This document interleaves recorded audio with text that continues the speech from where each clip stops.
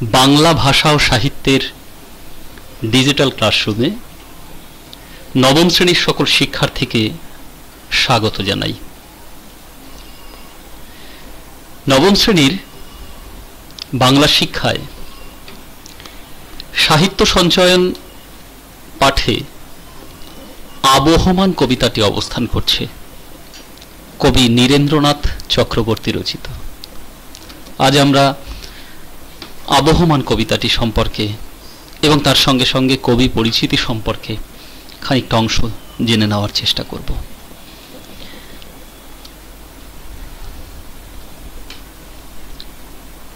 কবি নীরেন্দ্রনাথ চক্রবর্তী।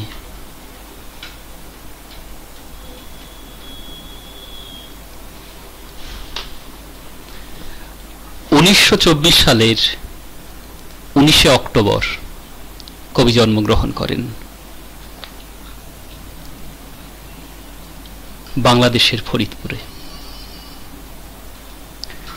তার স্বরচিত গ্রন্থ থেকে আমরা জানতে পারি আশৈশব প্রকৃতির প্রতি তার আকর্ষণ ছিল। কবি মৃত্যুবরণ করেছিলেন 2018 সালের 25শে ডিসেম্বর। কবি সাহিত্যের মধ্যে কি প্রতিফলিত হয়েছে, কোন ভাবনাই বা প্রতিফলিত হয়েছে তা সম্পর্কে জানবার পূর্বে আমরা কবি সম্পর্কে কয়েকটি কথা একটু জেনে নিই। সাংবাদিক রূপে তিনি তার কর্মজীবন শুরু করেছিলেন। আনন্দবাজার পত্রিকা, আনন্দমেলা পত্রিকার সঙ্গে তিনি সংযুক্ত ছিলেন, ওতপ্রোতভাবে সংযুক্ত ছিলেন, বিশেষ করে আনন্দমেলা পত্রিকার সঙ্গে। এবং সে আনন্দমেলা পত্রিকার সঙ্গে সংযুক্ত থাকা কালে তার সাহিত্য প্রতিভার সম্পূর্ণ বিচ্ছুরণ তা আমরা লক্ষ্য করেছি। সাহিত্য আকাদেমি পুরস্কার প্রাপ্ত এই মানুষটি, তারাশঙ্কর পুরস্কার প্রাপ্ত এই মানুষটি তার সাহিত্যের মধ্য দিয়ে ভিন্নধর্মী ভাবনা আমাদের সামনে তুলে ধরেছিলেন। অন্ধকার বারান্দা, প্রথম নায়ক, উলঙ্গ রাজা কিংবা ঘরদুয়ার, এই সকল কাব্যগ্রন্থের মধ্য দিয়ে তিনি প্রকাশ করেছিলেন মানবতা ও বাস্তব কালের এক উদাত্ত ভাবনা। এই সকল কাব্যগ্রন্থের মধ্যে তিনি চিরাচরিত শব্দবন্ধনকে অতিক্রম করে চলিত শব্দের অসংখ্য ব্যবহার করেছিলেন তিনি, যা নিশ্চিতভাবে তার সাহিত্যকে প্রাণবন্ত করে তুলেছিল। তার সাহিত্যের মধ্যে আমরা বিশেষভাবে লক্ষ্য করেছি মানবতা এবং বাস্তব কালের উদাত্ত প্রকাশ। উলঙ্গ রাজা কাব্যগ্রন্থের মধ্যে, উলঙ্গ রাজা কবিতায় তিনি তার তৎকালীন সমাজ ব্যবস্থার এক তীব্র শ্লেষ বিশ্লেষণ করেছেন, যা নিশ্চিতভাবে শাসক বর্গের চোখে আঙুল দিয়ে দেখানো যেতে পারে কি করা উচিত, কি করা উচিত নয়। আজ আমাদের আলোচ্য বিষয় আবহমান কবিতা। আবহমান শব্দের অর্থ কি? চিরকালীন ধরে প্রবাহিত হয়ে আসছে এমন, চিরকাল ধরে প্রবাহিত হয়ে চলেছে এমন, তাই হলো আবহমান। বহমান মানে যা বয়ে চলেছে, আর আবহমান শব্দের অর্থ হলো চিরকাল ধরে যা বয়ে চলেছে, যা আগামী সময়ও পরিবর্তনের ইঙ্গিত দেয় না, তাই হলো আবহমান। তবে কালের নিয়মে সবকিছুই তো পরিবর্তন হয়, এটা তো সবাই নিশ্চয়ই জানো। কিন্তু আবহমানের ক্ষেত্রে কবি বলতে চেয়েছেন কালের নিয়মে সবকিছু পরিবর্তিত হলেও তার রেশ রেখে যায়, তাই হলো আবহমান। আবহমান কবিতাটি পাঠ করতে গেলে আরেকজন কবির সাহিত্যের কথা তোমাদের মনে আসে নিশ্চয়ই। হ্যাঁ, কবি জীবনানন্দ দাশের কথা বলছি। তোমরা ইতিপূর্বে আকাশে 7টি তারা কবিতাটি পড়েছিলেন। কবি সেখানে বলেছিলেন, কবি জীবনানন্দ সেখানে বলেছিলেন গ্রাম বাংলার অপূর্ব রূপের কথা। আকাশে 7টি তারা, অসংখ্য তারার সমারোহে আকাশ যখন রোমাঞ্চিত হয়, তখন কবি সেই রোমাঞ্চ অনুভব করেন না। কবি অনুভব করেন রোমাঞ্চ বাংলার ভূমিতে দাঁড়িয়ে, বাংলার মাটিতে দাঁড়িয়ে। অন্ধকারের মধ্যেও কবি রূপ খুঁজে পান। আসলে কবি যেন বলতে চান, বাংলার মুখ আমি দেখিয়াছি, তাই আমি পৃথিবীর রূপ খুঁজিতে যাই না। কবি জীবনানন্দের কথা হঠাৎ করে বলতে চাইছি কেন আবহমান কবিতার মধ্যে? আসলে আবহমান কবিতার মধ্যে কবি জীবনানন্দের সাহিত্যের ছোঁয়া ছাপ কোথায় যেন লেগেছে।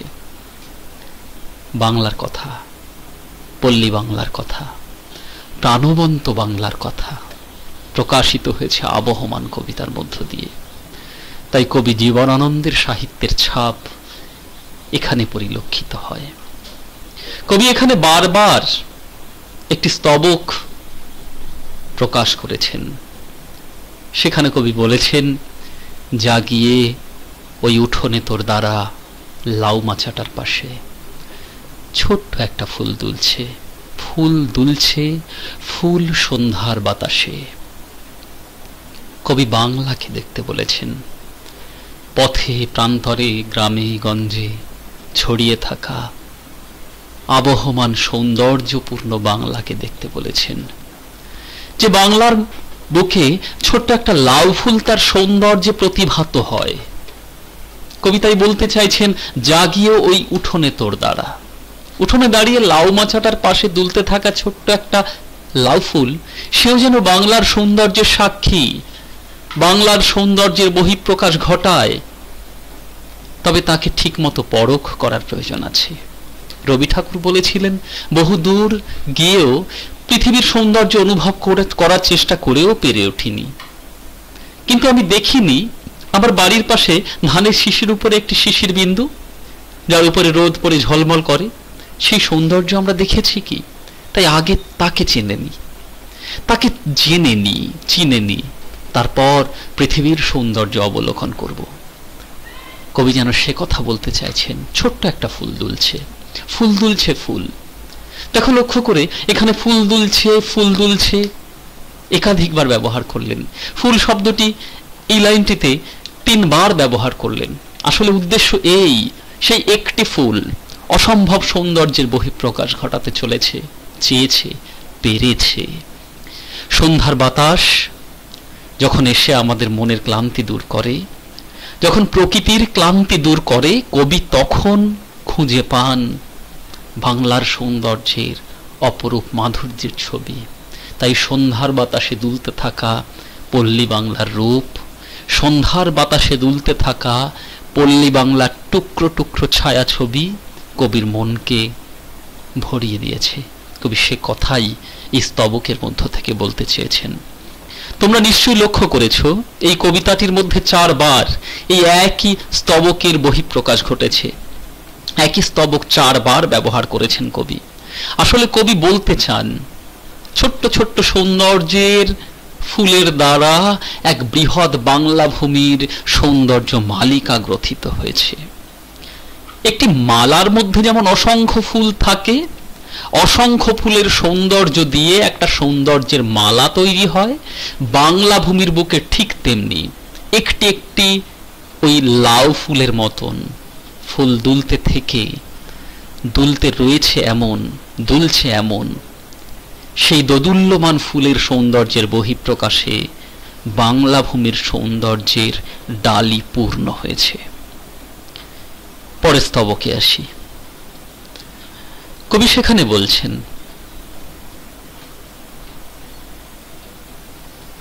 কে এইখানে ঘর বেঁধে, কে এইখানে এসেছিল অনেক বছর আগে, কে এইখানে ঘর বেঁধেছে নিবিড় অনুরাগে, কে এইখানে হারিয়ে গিয়েও আবার ফিরে আসে, এই মাটিকে, এই হাওয়াকে আবার ভালোবাসে।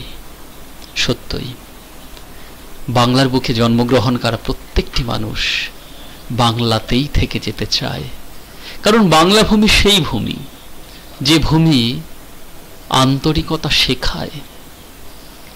বাংলা ভূমি সেই ভূমি যে ভূমি আত্মীয়তার বন্ধনে স্নিগ্ধ প্রাণবন্ত স্মিত হাসিতে প্রত্যেককে বরণ করে নিতে জানে। মনের মধ্যে দুঃখের সঞ্চার থাকা সত্ত্বেও মুখে স্নিগ্ধ হাসিতে বাংলা ভূমির প্রত্যেকটি মানুষ প্রত্যেককে ডেকে আপন করে নিতে জানে। কবি জীবনানন্দ তাই বাংলার বুকে বারবার ফিরে আসতে চান। কবি আবহমান কবিতায়, কবি নীরেন্দ্রনাথ চক্রবর্তী তার আবহমান কবিতায় যেন সে কথাই বলতে চেয়েছেন। কে এইখানে এসেছিল অনেক বছর আগে, কে এইখানে ঘর বেঁধেছে নিবিড় অনুরাগে। বাংলা ভূমির প্রতি অনুরক্ত হয়ে, বাংলা ভূমির প্রতি অনুরক্ত হয়ে, অনুরক্ত শব্দের অর্থ হলো রাগ মিশ্রিত ভালোবাসা, যে ভালোবাসা কখনো সমাপ্ত হয় না। সেই অনুরক্ত হয়ে বাংলা ভূমির প্রতি এখানে ঘর বেঁধে তাকে আপন করে নিয়েছিল। যে নিয়েছিল সে চিরকালীনভাবে বাংলা ভূমিকে ভালোবেসেছিল। আসলে কে এইখানে হারিয়ে গিয়েও আবার ফিরে আসে। জন্ম শব্দের অর্থই কিন্তু একটু একটু করে মৃত্যুর দিকে এগিয়ে চলা। আবার মৃত্যু মানেই হলো আবার জন্মের পূর্বাভাস। কবি যেন সে কথাও বলতে চাইছেন। তাই এখানে হারিয়ে গিয়েও আবার ফিরে আসতে চায় সে, আবার ফিরে আসতে চায় হয়তো শঙ্খচিল কিংবা শালিকের বেশে বাংলা ভূমির বুকে। এই মাটিকে, এই হাওয়াকে আবার ভালোবেসে, সত্যি আবার ভালোবেসে বাংলা ভূমির মাটিকে আবার ফিরে আসতে চায় সে। ফুরোয় না, তার কিছুই ফুরোয় না। নোটে গাছটা বড়িয়ে ওঠে কিন্তু মুড়োয় না, তার কিছুই ফুরোয় না। বাংলা ভূমির প্রতি তার আন্তরিকতার এতটুকু কমতি থাকে না, কখনোই থাকে না। একটি নোটে গাছ যেমন বড়িয়ে উঠলেও, বড়িয়ে গেলেও, অর্থাৎ বৃদ্ধাবস্থায় পৌঁছে যাওয়ার পরেও তাকে যদি মুড়িয়ে দেওয়া হয়, ভেঙে ফেলা হয় উপর থেকে, তারপর সে আবার নতুন ডালপালা ছেড়ে নতুন করে বেঁচে উঠতে শেখে, নতুন করে তার আত্মসম্ভার নিয়ে নিজের বহিঃপ্রকাশ ঘটায়। ঠিক তেমনি ভাবে একটি মানুষ বাংলা ভূমির বুকে একটু একটু করে বৃদ্ধাবস্থায় পৌঁছে গিয়ে প্রকৃতির সঙ্গে লীন হয়ে যাওয়ার সময়ে যখন তার আসে, তখন সে ভাবে এই বাংলার মাটিতে মাগো জন্ম আমায় দিও। কবি আবহমান কবিতায় সেই ভাবনাই প্রকাশ করতে চেয়েছেন। সামগ্রিকভাবে আসলে আবহমান কবিতায় কবি বলতে চেয়েছেন বাংলা ভূমির প্রতি নিরবচ্ছিন্ন ভালোবাসার কথা। তোমরা আজকের ক্লাসে এটুকুই ঠিক মতো শুনে নিয়েছো নিশ্চয়ই, আবার শোনো প্রয়োজন হলে। আবহমান কবিতার প্রথম এই দুই স্তবকের শেষে কবি নিশ্চিতভাবে আরেকবার বলতে চেয়েছেন সেই কথা, যা গিয়ে ওই উঠোনে তোর দ্বারা লাউ মাছাটার পাশে ছোট্ট একটা ফুল দুলছে, ফুল দুলছে ফুল সন্ধ্যার বাতাসে। সন্ধ্যা আসুক, রাত আসুক, কিন্তু তবু বাংলা ভূমিকে আমরা ভালোবেসে যাই। এভাবেই কবি বাংলা ভূমির প্রতি আন্তরিকতার কথা কবিতায় প্রকাশ করেছেন। আজ এতটাই থাক, আমরা পরের ক্লাসে বাদবাকি অংশটুকু দেখে নেব। তোমরা বারবার শুনো। তোমাদের অসংখ্য ধন্যবাদ, এবং আমাদের সবার একসঙ্গে প্রচেষ্টা থাকবে বাংলা ভাষা ও সাহিত্যকে সুন্দর ও মধুর করে নিয়ে এগিয়ে চলব। অশেষ ধন্যবাদ সবাইকে।